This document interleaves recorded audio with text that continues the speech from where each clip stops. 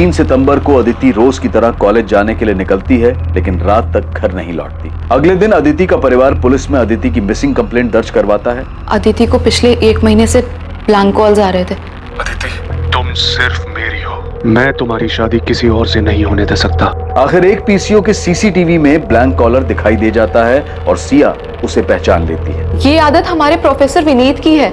Sir, मैंने उसके साथ में कुछ नहीं किया है, मुझे नहीं पता वो कहाँ पर है। अदिति के कॉल रिकॉर्ड से टैक्सी ड्राइवर शाहिद बेग का नंबर मिलता है, जिससे अदिति की लगातार बात होती थी। हाँ साहब, ये तो वही लड़की है जो शाहिद के घर पे आती थी। सब ये लड़की का और शाहिद का चक्कर चल रहा था। इस घटना के 9 दिन बाद चिवारी गांव के पास के जंगलों से अदिति की लाश मिलती है। टैक्सी वाले शाहिद ने मेरी अदिति को मार दिया। इन्वेस्टिगेशन चल रही है सुभाष, लेकिन मुझे पूरा यकीन है कि उसी कमीने ने अदिति को मारा होगा। मैंने उसे तभी पहचान लिया था जब वो दोनों शादी करके यहाँ आए थे हमारे पास। अदिति की कजन सलोनी को शक है कि शायद उसके परिवार ने ही अपने खानदान की इज्जत को बचाने के नाम पर अदिति को मार दिया होगा। अब आगे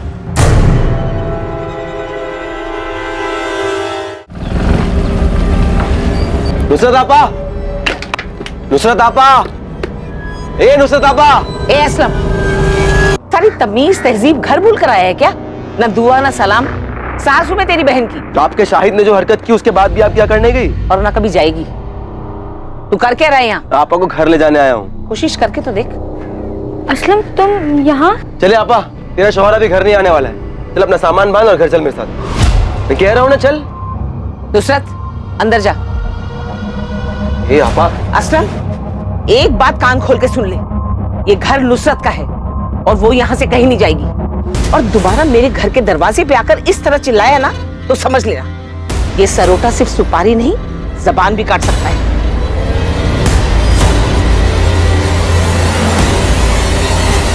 जंगल का एक भी कोना छूटा नहीं चाहिए। अंदर तक छान मारो। शायद अगर मर चुका है तो उसकी लाश यहीं कहीं जंगल में होनी चाहिए। मुझे रावत फैमिली कुछ ठीक नहीं लगती।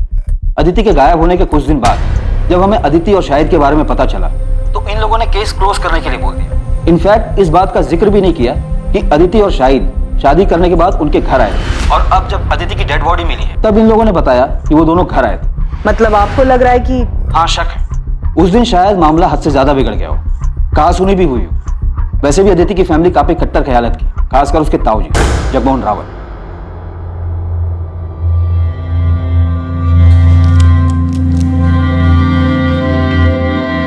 मैं जरा बाहर से होके आता हूं, कुछ काम है। तुम सुभाष को देखते रहे, अब भी दिल पर बोझ लेकर बैठे। लेकिन इसमें उनकी क्या गलती थी? वो खुद को क्यों दोष दे रहे? ज्योति, रिश्ते का गला घोटना इतना आसान नहीं है, फिर चाहे तुम्हारे पीठ में कोई चुराई क्यों न घोंपते। सर, माथुर सर ने शाहिद के रायबरेली वाले घर का एड्रेस भेजा है। उदित, तुम तुरंत रायबरेली के लिए निकलो। और अगर ये सारा काम शाहिद का क्या कराया है और वो रायबरेली में कहीं छुपा हुआ है तो पहले से ही चौकन्ना होगा। और अगर उसे तनिक भी भनक लग गई तुम्हारे रायबरेली जाने के बारे में तो वहां से निकल सकता है और हम ये चांस बिल्कुल नहीं ले सकते। सो बी केयरफुल। मैं लोकल पुलिस से बात करता हूं।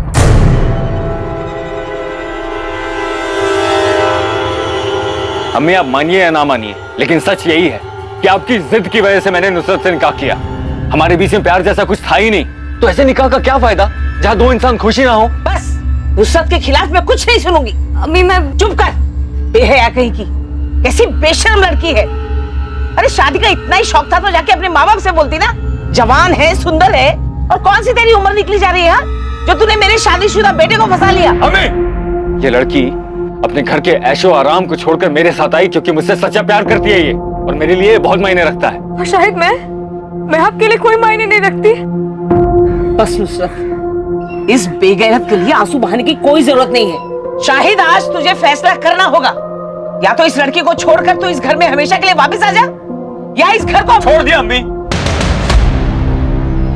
चलो, आपकी जबरदस्ती की वजह से मैंने नुसरत से निकाह किया।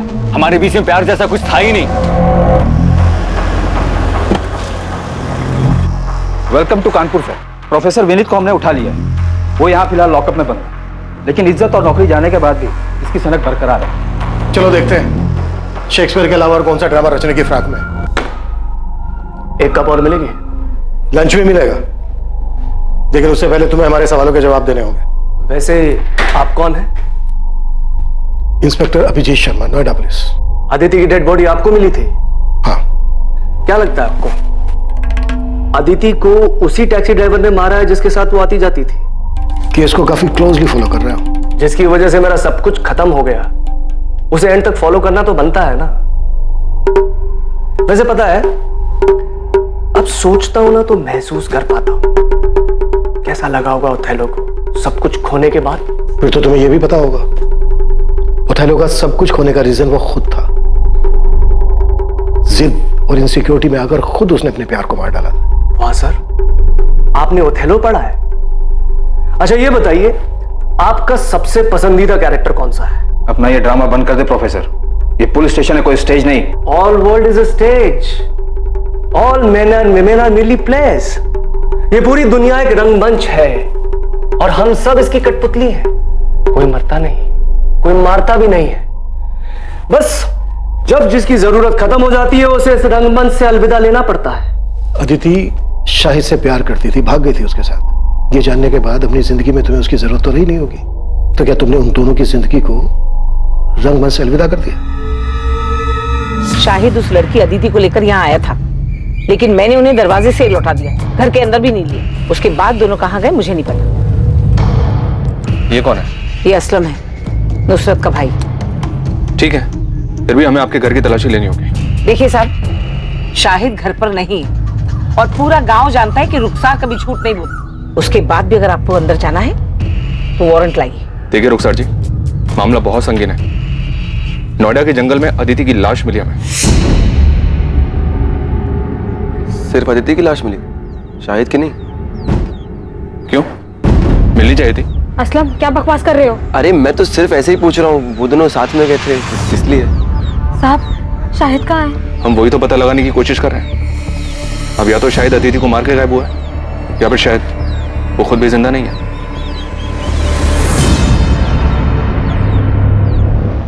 अदिति की शादी की बात सुनकर धमकी दी थी तुमने उसे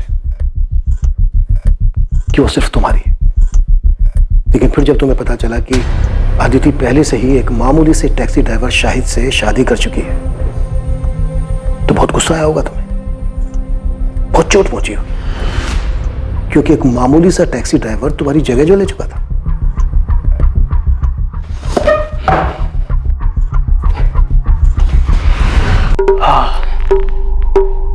लीजिए, अब मैंने आपकी जगह ले ली, आपकी कुर्सी पर बैठा हूं, तो आप मेरा खून करना चाहते हैं? नहीं ना, क्योंकि आप जानते हैं कि मेरे यहां बैठने से आपकी वैल्यू और आपकी पोजीशन में कोई फर्क ही नहीं पड़ता। ठीक उसी तरह, चाहे मुझे अच्छा लगा या नहीं लगा, सच यही था कि अदिति उस टैक्सी ड्राइवर से प्यार करती थी। मेरे जोर जबरदस्ती करने के बाद भी उसके मन में उस टैक्सी ड्राइवर के लिए जो प्यार था उसमें कोई फर्क ही नहीं पड़ता। इसलिए जगह ले ली नहीं ले ली, ये सब बकवास है। एक बार को तो तुमने सोचा होगा कि अदिति पढ़ी लिखी लड़की है, उसका और तेरा इंटेलेक्चुअल लेवल मैच करता है, और दूसरी तरफ वो टैक्सी ड्राइवर शाहिद जिसका अदिति के साथ कोई मेल नहीं था। आपको लगता है कि मैं इंटेलेक्चुअल हूं और वो टैक्सी ड्राइवर गवार है? सर, ये सिर्फ एक मुखौटा है जो अंदर के असली चेहरे को छुपा देता है। बात को गोल गोल घुमाने से मुद्दा नहीं बदल जाता प्रोफेसर।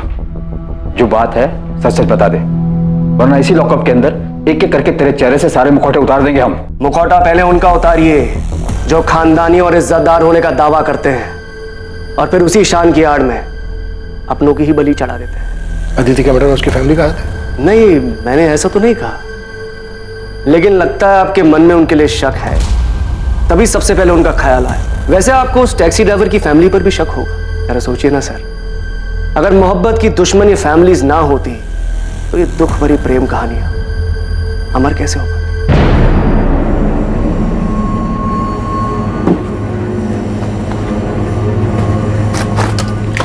सुनिए, खाना लग गया है। हाँ, इतने पैसे? वो ऑफिस में एक एम्प्लॉय की माँ हॉस्पिटल में एडमिट है, उसकी मदद के लिए।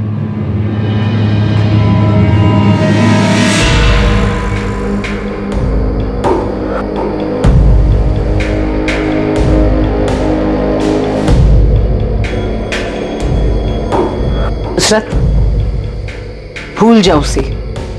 ये मान ले कि मेरा बेटा कभी तेरे लायक था ही नहीं।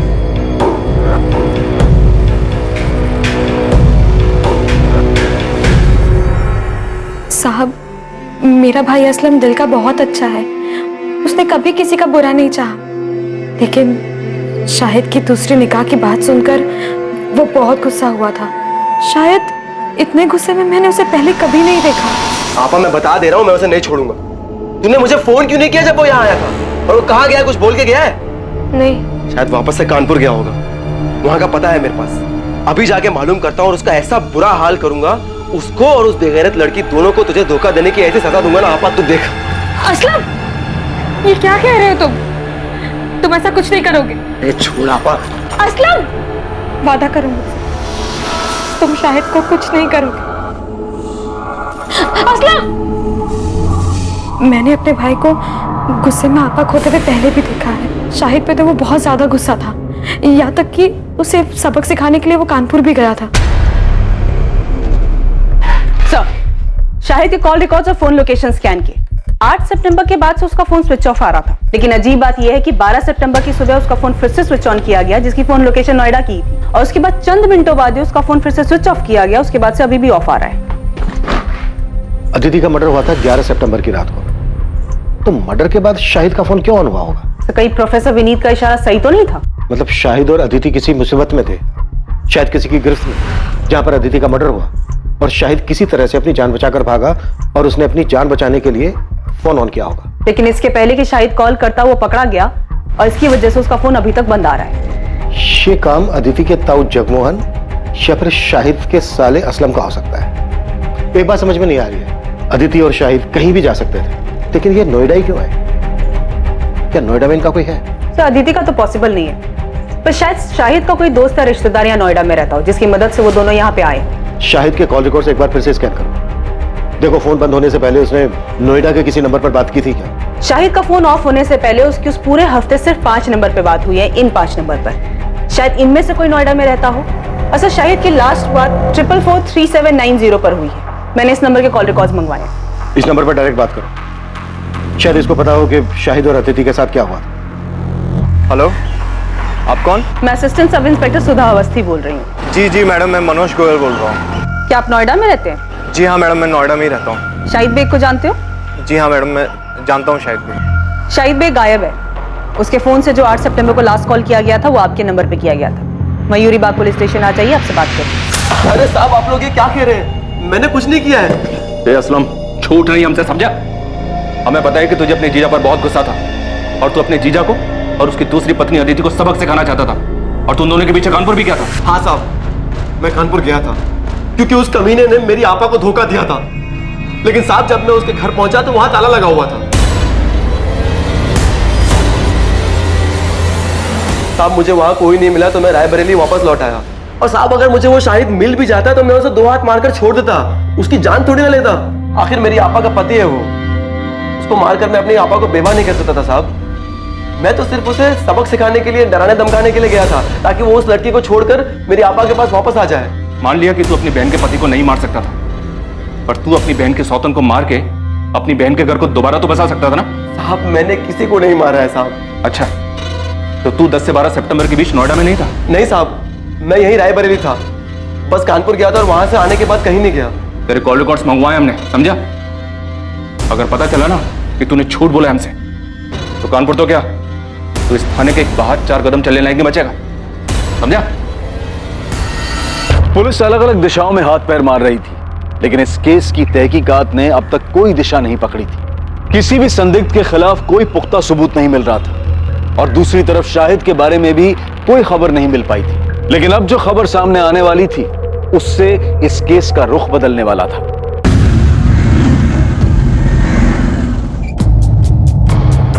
सर, मैं भी रायबरेली से ही हूँ। नोएडा में पिछले 8 सालों से रह रहा हूँ। शायद मेरे बचपन का दोस्त है। क्या तुम ये भी जानते हो कि शाहिद एक लड़की के साथ भाग कर यहाँ नोएडा आया था? जी सर, जानता था, और ये भी जानता हूँ कि उस लड़की का नाम अदिति है। 12 सितंबर को हमें अदिति की डेड बॉडी। क्या डेड बॉडी? शाहिद का डर सही नहीं। शाहिद अदिति के साथ ऐसा नहीं कर सकता। वो दोनों एक दूसरे से बहुत प्यार करते थे। उन दोनों ने शादी भी की थी, पर उनके घर वालों ने मानने से इनकार कर दिया, तो उसने मुझे फोन किया। उसे कुछ पैसे और रहने के लिए जगह चाहिए थी।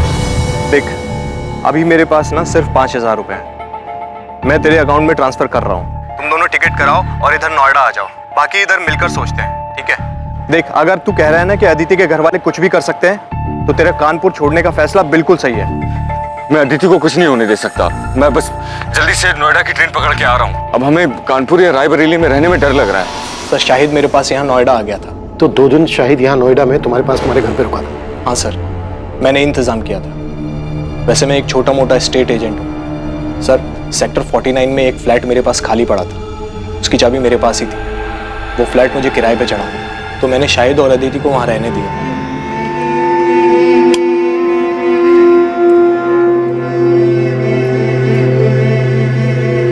भाई, घर ज्यादा बड़ा तो नहीं है, लेकिन तुम लोग अपनी गृहस्थी बसा सकते।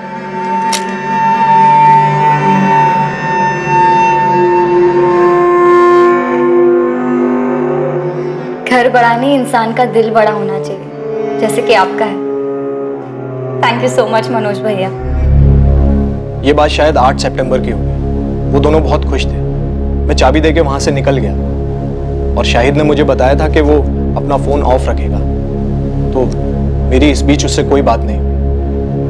2 दिन बाद 10 तारीख को जब मुझे वक्त मिला तो मैं उनका हाल चाल लेने के लिए वहां पहुंचा।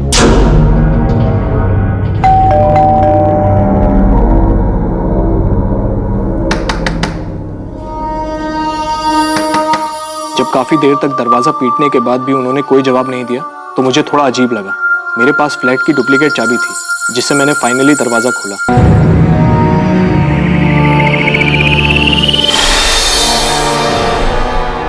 लेकिन अंदर का नजारा देखकर मैं हैरान रह गया। पूरा घर बिखरा पड़ा था। शाहिद, अदिति! मैंने अंदर जाकर भी देखा, लेकिन दोनों अदिति और शाहिद वहां नहीं थे। सर, मैंने शाहिद का फोन भी ट्राई किया था, लेकिन वो बंद था। मुझे समझ नहीं आ रहा था कि वहां हुआ क्या था। तुम्हें अपने दोस्त की इतनी चिंता थी तो फिर पुलिस को फोन क्यों नहीं किया? घर इतनी बुरी तरह से तहस नहस था, तो तुम्हें लगा नहीं कि कोई बड़ी बात हो सकती है? वो दोनों किसी मुसीबत में हो सकते हैं। सर, मैं डर गया था घर को उस हालत में देखकर। और फिर अगर घर के मकान मालिक को ये बात पता चल जाती कि मैंने ऐसे ही ये घर किसी को दे दिया, तो मैं बहुत प्रॉब्लम में फंस जाता सर। इसलिए 2 दिन तक मैंने किसी को कुछ नहीं कहा। फिर मुझसे रहा नहीं गया सर। मैं पुलिस के पास आने ही वाला था कि शाहिद का फोन मुझे आया। 2 दिन बाद, यानी कि 12 तारीख को। लेकिन अदिति का मर्डर तो 11 तारीख की रात को हुआ था। और शाहिद का फोन तो बंद था। इनफैक्ट 12 सितंबर की सुबह को कुछ सेकंड के लिए उसने अपना फोन ऑन किया था, लेकिन उस बीच उसने कोई कॉल नहीं किया था। हाँ मैम, उसने अपने मोबाइल से नहीं, किसी अनजान नंबर से कॉल किया था। मनोज, वो लोग अदिति को उठा के ले गए। अरे कौन ले गया? कहाँ ले गया? उस दिन घर में हुआ क्या था शाहिद? मैंने उसको प्रॉमिस किया था मैं उसे कुछ नहीं होने दूंगा, लेकिन मैं उसको नहीं बचा पाया मनोज। नहीं बचा पाया मतलब? क्या हुआ अदिति को? तुम दोनों ठीक तो हो ना? मुझे उसके बगैर नहीं जीना मनोज। कोई मतलब नहीं है जीने का उसके बगैर। Hello Shahid, hello sir. मैंने फिर से उस नंबर पे कॉल किया तो पता चला वो नोएडा के किसी पीसीयू का नंबर है। मैं बहुत डर गया था सर, मुझे कुछ समझ नहीं आ रहा था। मैंने तो दोस्ती यारी में उसकी मदद की थी, पर इस झमेले में और नहीं फंसना चाहता था, इसीलिए मैंने किसी को कुछ नहीं बताया। अच्छा, शाहिद ने जब उस दिन तुम्हें फोन किया और कहा कि कुछ लोग अदिति को उठाकर ले गए, क्या लगता है तुम्हें शाहिद किसकी बात कर रहा है? पता नहीं सर, उसने किसी का नाम तो नहीं बताया, पर हाँ उसने एक बार बताया था कि अदिति के घर वाले काफी रूढ़िवादी किस्म के लोग थे। मुझे पता नहीं, पर उस दिन शाहिद से बात करके मुझे सबसे पहला ख्याल अदिति के घर वालों का आया।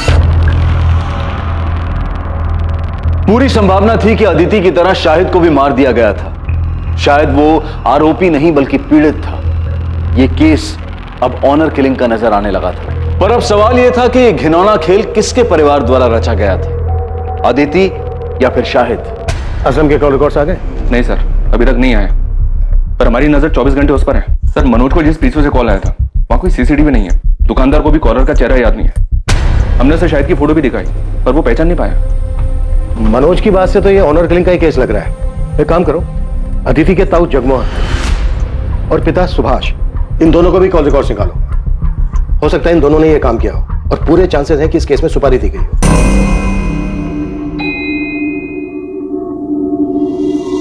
कहीं जा रही हो?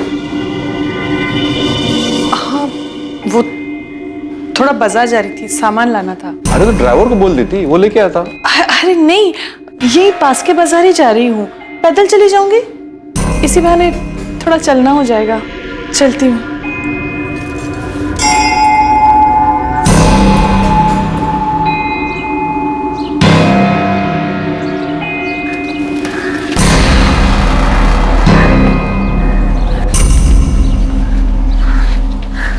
सोनाली, माँ,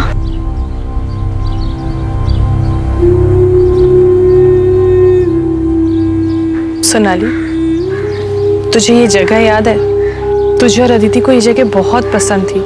तू तो दूसरे बच्चों के साथ खेलती थी, लेकिन अदिति चुपचाप एक जगह बैठकर किताब पढ़ा करती थी। मैंने जो किया उसके लिए अब तक नाराज हो आप मुझसे, या आप पापा से डरती हैं कि उन्हें पता चल गया तो बवाल मचा देंगे? सोनाली, ये सब इतना आसान नहीं है। हम जिस समाज में रहते हैं, बस इसी समाज की वजह से आज तुम्हारी दोनों बेटियां तुमसे अलग हैं। और पापा की इस रूढ़िवादी सोच की वजह से ना आज अपनी एक बेटी को हमेशा हमेशा के लिए खो चुकी हैं आप। घर में अगर कम से कम आपने अदिति को समझने की कोशिश की होती ना, तो इस तरह घर से भागी नहीं होती। शायद उसके अकेलेपन का सहारा इसीलिए बन पाया क्योंकि हम लोग, उसका परिवार उसको समझ ही नहीं पाए। और इन्हीं सभी बंदिशों की वजह से उसने ये बगावत की थी। लेकिन इस बगावत का क्या फायदा? आखिर सजा तो उसे ही भुगतनी पड़ी ना। इसका मतलब अदिति की मौत उसकी बगावत की सजा थी? माँ मुझे सच सच बता, क्या अदिति को मरवाने में पापा का हाथ था? मुझे नहीं पता सोनाली, और सच पूछो तो मैं जानना भी नहीं चाहती। इसका क्या मतलब है माँ? आप कुछ जानती हैं? अदिति की मौत के बारे में आप कुछ जानती हैं?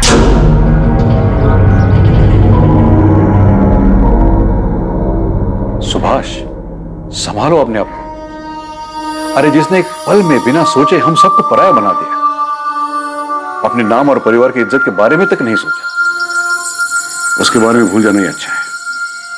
भैया, आप जिसकी बात कर रहे हो मेरी बेटी है। सुभाष, अदिति मेरी भी बेटी थी। मेरे लिए भी ये सब करना आसान नहीं है, लेकिन अपने परिवार और प्रतिष्ठा बनाए रखने के लिए हमने जो फैसला लिया है वो बिल्कुल सही है। जब से अदिति की लाश देखी है, तब से घूम फिर कर ये बात मेरे मन में आके अटक जाती है। फिर लगता है कि नहीं, वो ऐसा कुछ नहीं कर सकती, लेकिन उनकी बातें याद आ जाती हैं और फिर लगता है कि इन सब के पीछे इन्हीं का हाथ है। हाँ, ये सच है कि 3 साल पहले जब सोनाली घर से भाग गई तो मैंने कुछ लोगों को पैसे दिए थे। उन्हें सोनाली के पीछे भेजा था, लेकिन उसे मारने के लिए नहीं, बल्कि उसे वापस घर लाने के लिए। बाप हूं मैं उसका, कसाई नहीं हूं। इससे पहले कि वो भानु से शादी कर ले, मैं एक आखिरी कोशिश करना चाहता हूं। पहली बार सोनाली आपके हाथ से बच के निकल गई, आप कुछ नहीं कर पाए, लेकिन इस बार अदिति के वक्त आप कोई चांस नहीं लेना चाहते होंगे। वैसे भी अदिति आपकी सगी बेटी तो थी नहीं। जब अदिति और शाहिद आपके पास आशीर्वाद लेने आए होंगे तो आपका खून तो खोला ही होगा। मैं अदिति पर गुस्सा नहीं था, उसकी नादानी पर हैरान था। बुरा तो इस बात का लग रहा था कि मैं अपनी बेटी को समझ ही नहीं पाया। शायद इसीलिए उसने मुझसे बिना पूछे इतना बड़ा कदम उठाया, इतनी बड़ी गलती कर दी। तो मतलब आप ये मानते हैं कि अदिति ने जो किया वो गलत था? हाँ, बिल्कुल गलत था, और आज जो उसकी हालत हुई है वो उसी गलती का नतीजा है। तो आप ये मानते हैं जगमोहन जी कि अदिति की मौत उसकी गलती की वजह से हुई? तो जाहिर सी बात है इस बात पर आपको खुशी हुई हो। ये कैसा बेहुदा सवाल है इंस्पेक्टर? अदिति मेरी भी बच्ची थी, मुझे जिंदगी भर उसे खोने का दुख रहेगा। और पछतावा? हाँ, वो भी है कि मैं अपनी बेटी को समझ नहीं पाया। बाप होने के बावजूद अपनी बेटी को बचा नहीं सका। भैया का तो नहीं जानता, पर मैं अपनी बेटी को कभी कोई नुकसान नहीं पहुंचाऊंगा। हर मुजरिम शुरुआत में अक्सर यही राग अलापता है जगमोहन जी। ठीक है, इसके आगे मैं कुछ नहीं बोलूंगा। आप जो सोच रहे हैं उसे साबित करके दिखाइए।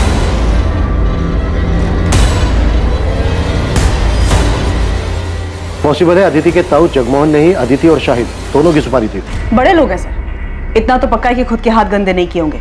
जैसे सोनाली के वक्त गुंडे भेजे थे, शायद इस बार भी किसी को सुपारी दी हो। खबरी नेटवर्क को एक्टिव करते हैं, नोएडा और कानपुर, इन दोनों जगह के हिस्ट्री शीटर्स को स्कैन करने के लिए बोलते हैं। अगर इन दोनों में से किसी भी जगह से सुपारी निकली होगी तो पता चल जाएगा।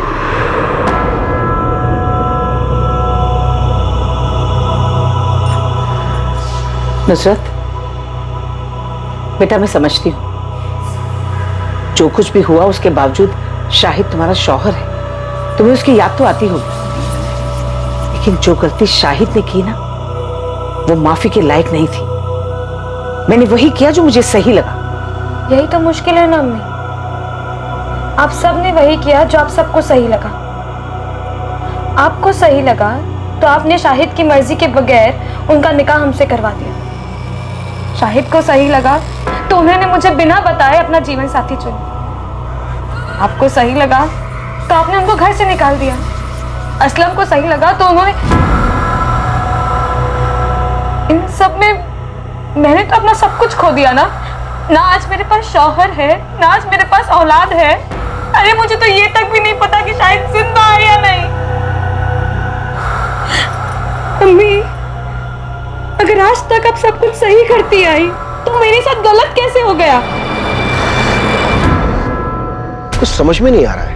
इतने सारे सस्पेक्ट्स हैं, पर किसी के खिलाफ भी कोई पुख्ता सबूत नहीं मिल रहा है। सर, अदिति के ताऊ जगमोहन रावत, पिता सुभाष रावत और प्रोफेसर विनीत अग्रवाल, इन सबके कॉल रिकॉर्ड स्कैन किए, सब क्लियर है सर। पर ये असलम के कॉल रिकॉर्ड में सर गड़बड़ दिखाई दे रहा है। 10 और 11 सितंबर को इसका फोन स्विच ऑफ था।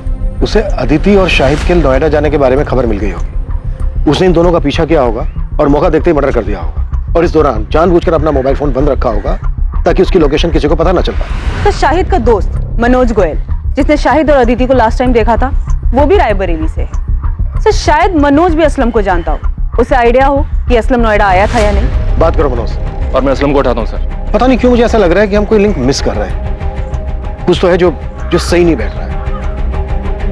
कि अदिति का कातिल खेल खेल रहा है हमारे साथ। है हिम्मत मुझ में पर उम्मीद थोड़ी कम, कर दे दो तुम साथ तो साथ उड़ जाएं हम। Very nice, it's actually very nice. एक काम करना, अपने इस असाइनमेंट का एंड तुम इसी पोएम से करना। इनफैक्ट तुम ये पोएम पूरी क्लास के सामने सुनाओगे। नहीं सर, अब आपके सामने बोल लिया पर सबके सामने नहीं बोल पाऊंगी। अरे क्या हुआ, जैसे मेरे सामने बोला वैसे सबके सामने बोलना। डोंट गेट स्कैर्ड, मैं हूं ना। आपकी बात अलग है सर, आप शायद ऐसे इकलौते इंसान हैं जिसके सामने मैं ऐसे पोयम सुना पाई, क्योंकि मैं आपके साथ बहुत कंफर्टेबल फील करती हूँ। झूठ बोला था तुमने। मैं इकलौता नहीं था, कोई और भी था।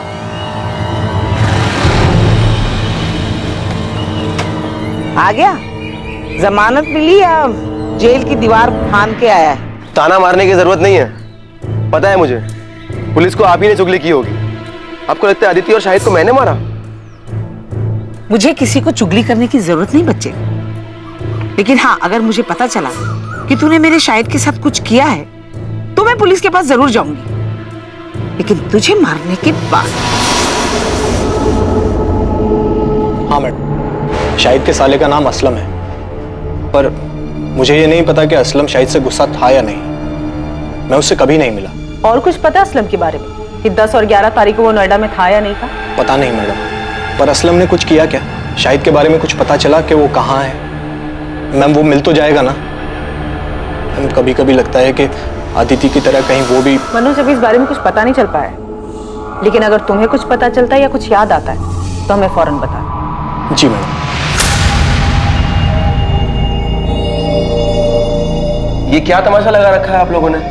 जब देखो उठा ले आते हैं। सब समझता हूं मैं, आप लोग को कोई मिल नहीं रहा है इसलिए बार बार मुझे बलि का बकरा बना रहे हैं। गरीब आदमी उसने मेरा फायदा देख असलम, ये नौटंकी ना नेताओं के लिए छोड़ दे। इस बार पुलिस का डंडा चालू हुआ ना तो फिर रुकना मुश्किल है, सोच ले। कॉल रिकॉर्ड्स के हिसाब से 10 और 11 सितंबर को तेरा फोन बंद था। फोन क्यों बंद था तेरा? कहाँ था 2 दिन? यहाँ नोएडा शाहिद के पीछे आया था ना तू? नहीं सर, दोनों दिन मैं अपने घर पर ही था। मेरा फोन खराब हो गया था इसलिए बंद था, और मैं बीमार था इसलिए फोन ठीक करवाने बाहर नहीं जा पाया। इन 2 दिन में तेरे साथ था कोई जो तेरी इस बात को कंफर्म कर सके? ये इत्तेफाक नहीं हो सकता असलम कि जिस रात अदिति का मर्डर हुआ उस रात तेरा फोन भी खराब था। बल्कि सच ये है कि फोन तूने जानबूझ के बंद रखा था ताकि ये पता ना चल सके कि तू इधर नोएडा में था। बच गया तू असलम। बेहतर तेरे लिए यही है जो भी सच है वो गलत है, नहीं तो ऐसा बीमार करेंगे कि जिंदगी में कभी ठीक नहीं हो पाएगा। सोच ले। असलम को बुरी तरह से तोड़ा, लेकिन अभी वो वही रट लगाया हुआ है कि 10 और 11 सितंबर को रायबरेली में ही था।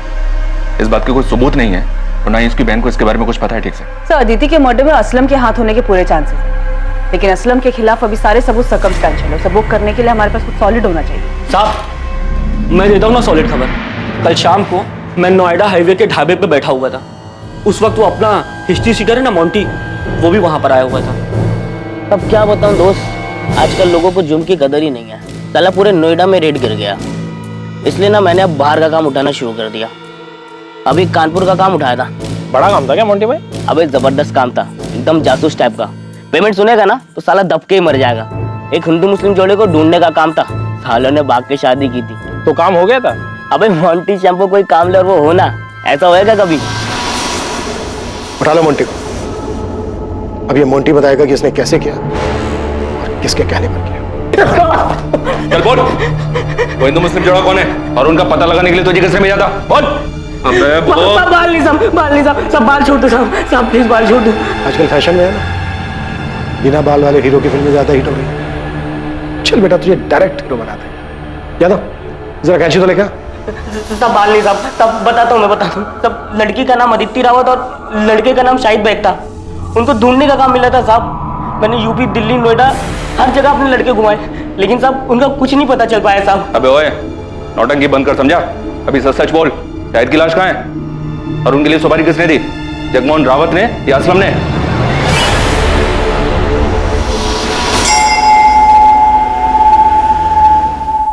देखिए, बात को घुमाइए मत, सीधे सीधे बोलिए कि आपको लगता है मैंने अदिति को मारा है और आप मुझे गिरफ्तार करने आए। हम आपको नहीं, आपके भाई को गिरफ्तार करने आए।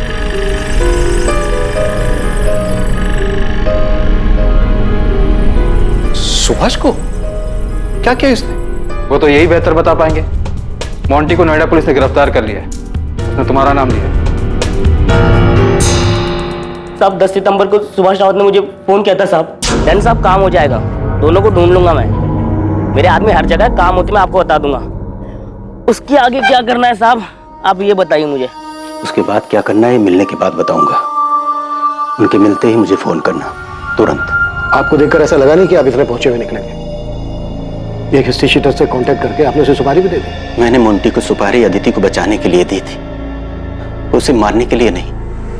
भैया बहुत गुस्से में थे और मुझे डर था कि कहीं वो उस गुस्से में अदिति को कोई नुकसान न पहुंचा दे।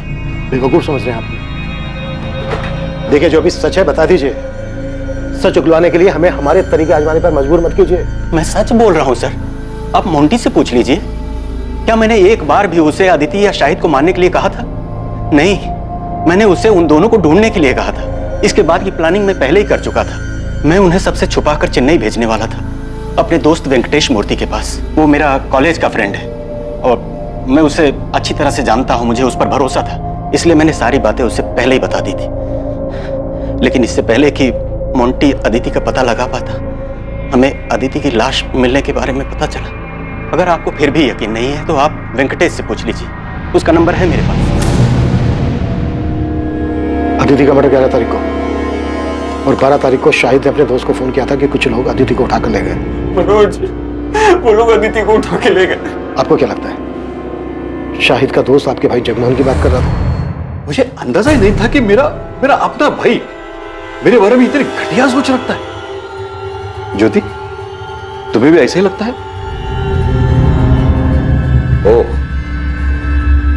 तो आज मेरे समझ में आया कि मेरा परिवार मेरे बारे में क्या जानता है, क्या समझता है। क्योंकि आपने कभी किसी को समझने का मौका ही नहीं दिया ना। सुभाष, मैंने हर फैसले में तू मेरे साथ खड़ा था।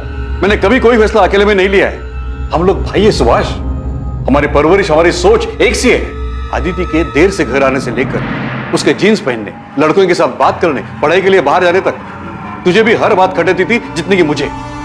और अगर ऐसा नहीं था तो तूने मुझे टोका क्यों नहीं? क्योंकि तू भी वही चाहता था। फर्क सिर्फ इतना है कि तूने हर बार बंदूक मेरे कंधे पर रखकर चलाई। अदिति और शाहिद की शादी से तुझे भी उतना ही बुरा लगा था जितना कि मुझे। क्या पता तूने मोंटी को उन्हें बचाने के लिए भेजा था या मारने के लिए। आप कह रहे हो कि मैं खुद अपनी बेटी को मरवाऊंगा? अच्छा, अपनी बेटी? आज जब तेरे अपनी बेटी की बात आई तो तूने बिना सोचे समझे मुझ पर उंगली उठा दी। सुभाष, एक ही सिक्के के दो पहलू है हम। फर्क सिर्फ इतना है कि हमारे चेहरे अलग अलग हैं। तूने मुखड़ा पहन रखा है और मेरा सच सबके सामने है। जब शक दिलों में घर कर जाता है तो रिश्तों में भी दरारें पड़ने लगती हैं। और यहां भी ऐसा ही हो रहा था। सभी एक दूसरे पर शक कर रहे थे, आरोप लगा रहे थे, लेकिन दावे के साथ किसी के पास भी कहने के लिए कुछ नहीं। आखिरकार पुलिस को एक ठोस सुराग मिलने वाला था। कातिल के चेहरे पर से मुखौटा उतरने वाला था।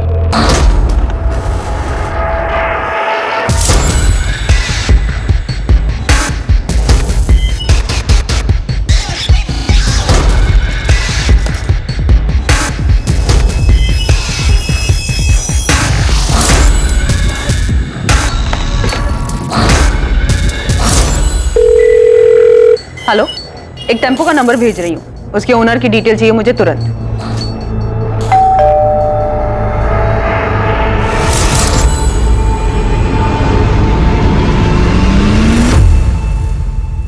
मैं जानता हूं तुम्हारी मां तुमसे छुप कर मिलती है। तुम्हारे लिए अच्छा ही होगा तुम हमारे परिवार से दूर रहो और ये बात दोबारा मुझे दोहरानी न पड़े। छूट क्या रहा है हमसे? असलम भी कुछ नहीं बोल रहा है, उसके खिलाफ भी कुछ नहीं मिल रहा है, बाकी सबके कॉल रिकॉर्ड्स भी क्लीन है। चोरी किए गए गहनों के बारे में भी अभी तक कोई इंफॉर्मेशन नहीं मिली था। तकरीबन 15 लाख के थे, पक्का कातिल के पास ही होंगे, क्योंकि अगर उसने गहने बेचने की कोशिश की होती तो नोएडा, कानपुर या रायबरेली के किसी ज्वेलरी शॉप से ऐसी कोई खबर सामने आ ही जाती। 12 सितंबर की सुबह 2:54 पे ये टेम्पो चिवारी गांव की तरफ मुड़ा था। उस रात भर में ये अकेला व्हीकल है जो 1 बजे के बाद उस रास्ते से गुजरा था। तब मुझे पूरा यकीन है अदिति को इसी टेम्पो में ले जाया गया होगा। और सबसे बड़ी बात, इस टेम्पो के ड्राइवर ने बताया कि उसके मालिक ने अचानक से उस रात फोन करके ये टेम्पो मंगवाया था। इसका मालिक का नाम?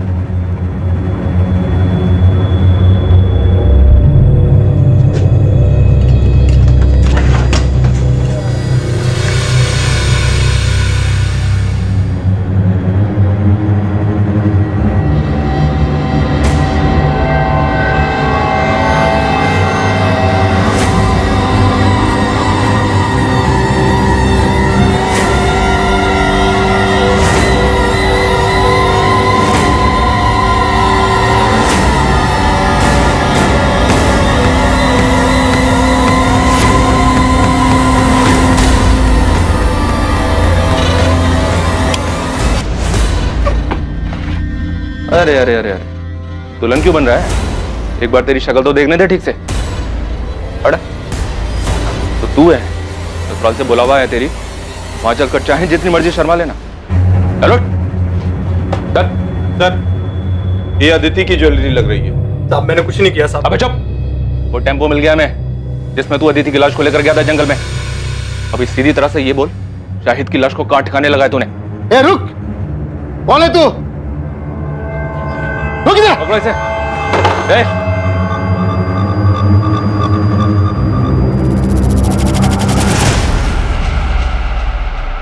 शाहिद बेग,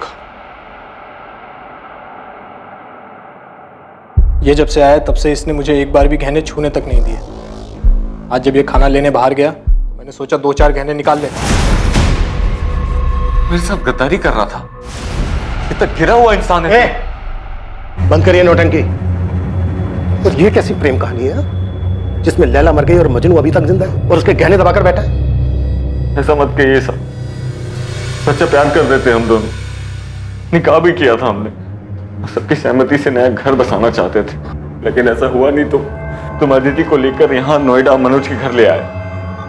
और सर हम इसके दिए हुए घर में खुश थे।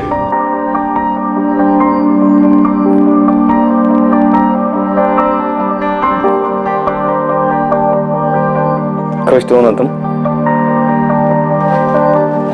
मैं बहुत खुश हूँ। हम दोनों साथ हैं, यही काफी है। क्या बन रहा है भाई खाने में? मैं बस रोटियां बना रही हूँ, आप दोनों खाने बैठ जाइए। खुश तो हो ना तुम दोनों यहाँ? हाँ यार, तेरी वजह से कम हम दोनों के सर के ऊपर छत तो है, वरना पता नहीं हम दोनों कहाँ कहाँ भटकते रहते। मैं प्लेट्स लगाता हूँ।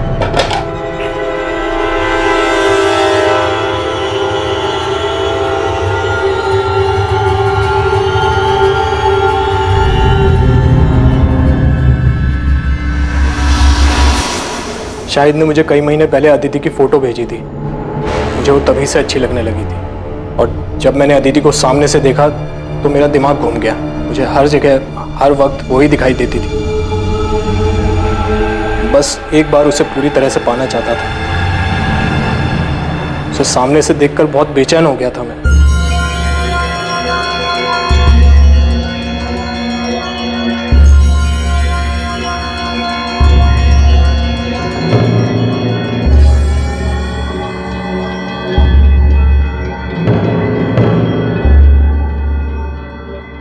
मनोज भैया, शाहिद बस 5 मिनट में नहाकर आएगा, तब तक आप चाय पीजिए।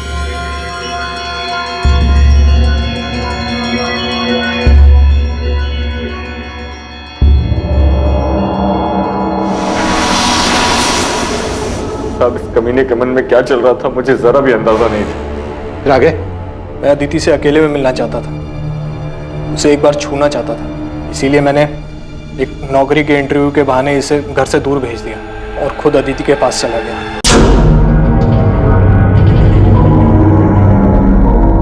हो गया अदिति? हाँ, बस 2 मिनट।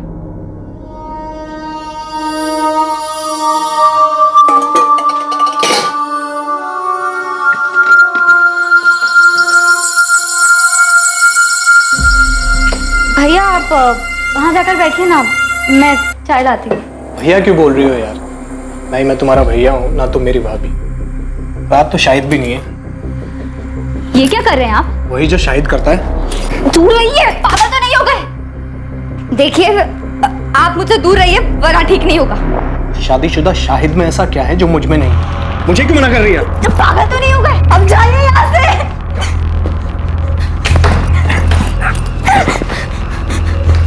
मैं मार दूंगी, अब जाइए यहाँ से।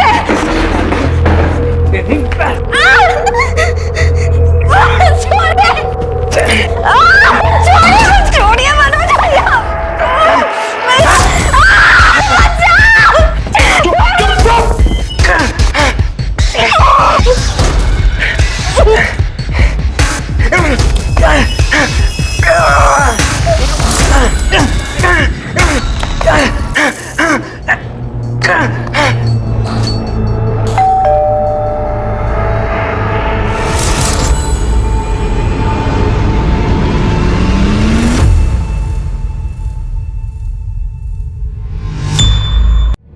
साहब, तब तक भी मुझे नहीं मालूम था कि इसके दिमाग में क्या चल रहा है, लेकिन उस दिन जब मैं घर वापस आया तब मुझे पता चला कि कितना बड़ा कमीना है ये।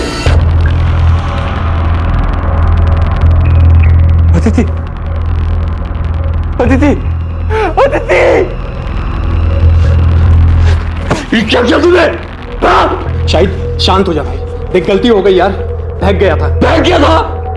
चल, मेरी बीवी थी वो, प्यार करता था मैं उससे, छोड़ूंगा नहीं तुझे। शाहिद, चल, बोला यार, गलती हो गई।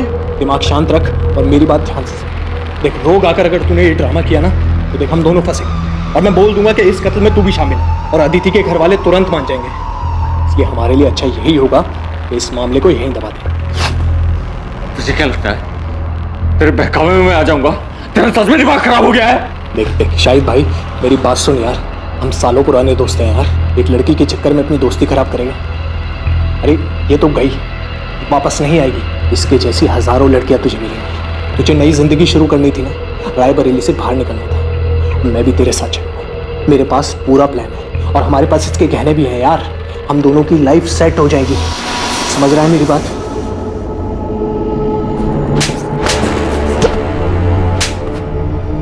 जिस लड़की ने तेरे लिए अपना घर छोड़ा, परिवार छोड़ा, ऐशो आराम छोड़ा, कुछ नहीं देखा तेरे सामने, उस लड़की की मौत से तू 5 मिनट में उबर गया। ये प्यार था तेरा अदिति के लिए? क्या करता सर मैं, आप ही बताइए। अदिति तो मर गई थी, वापस नहीं आने वाली, इसलिए मनोज जैसा कहता रहा मैं वो करता रहा।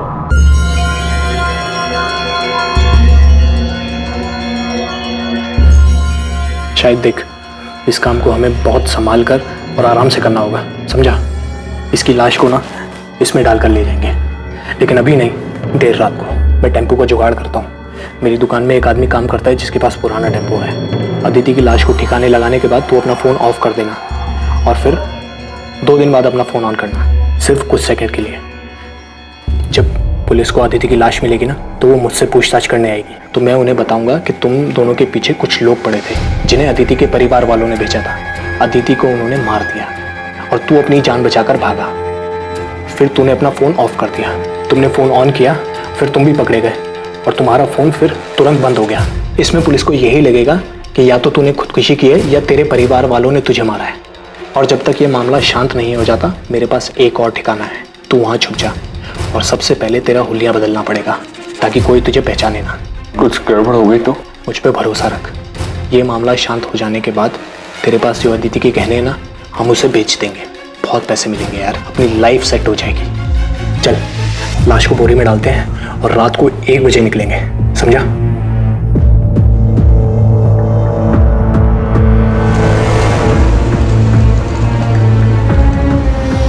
और फिर अदिति की लाश को हम जंगल में फेंककर घर वापस आ गए। साले तू अदिति से प्यार करता था, 5 मिनट में उसके कातिल के प्लान में शामिल हो गया ताकि तू अदिति के पैसों से एक सुकून भरी जिंदगी शुरू कर सके। मैं इसके बहकावे में आ गया था।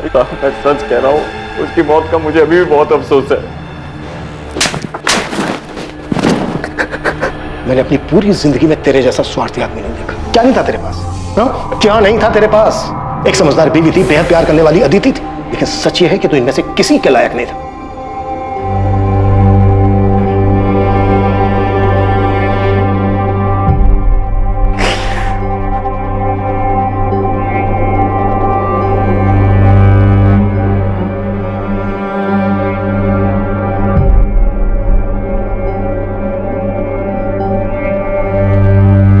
तमन्ना उड़ जाऊं नीले गगन में, पर कैसे उड़ूं, बंदिशें हैं इन परों में। है कांटों की दीवार रोके मुझे, ये प्रतिष्ठा की परछाई टोके मुझे।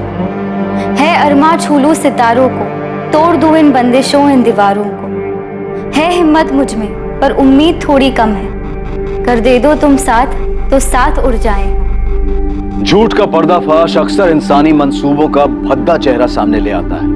मुखौटा उतरते ही सच्चाई अपने आप सामने आ जाती है और इंसान की स्वार्थी, घिनौनी और लालची मंशाओं पर रोशनी पड़ जाती है। लेकिन इससे ज्यादा खौफनाक हकीकत इंसान के अंदर छुपा हुआ अंधकार है, जिससे वो खुद भी वाकिफ नहीं होता और जिसका आभास उसे जिंदगी की मुसीबतों के साथ जूझते हुए ही होता है। शायद भी अपने भीतर छुपे अपने इस खतरनाक रूप को शायद नहीं पहचानता था। उसने स्वार्थी होकर सिर्फ अपने बारे में सोचा, लेकिन मुसीबत के वक्त उसकी स्वार्थी फितरत की वजह से उसका मुखौटा उतर गया और उसके पीछे छुपा असल, घिनौना और भयानक चेहरा सामने आ गया। अब मैं अनूप सोनी आपसे विदा लेता हूं, फिर मुलाकात होगी एक और नए केस के साथ। देखते रहें क्राइम पेट्रोल सतर्क, सोमवार से शुक्रवार रात 10:30 बजे। और याद रखें, क्राइम और आपके बीच में सिर्फ इतना फर्क है कि आप कितने सतर्क हैं। सतर्क रहें, सुरक्षित रहें। जय हिंद।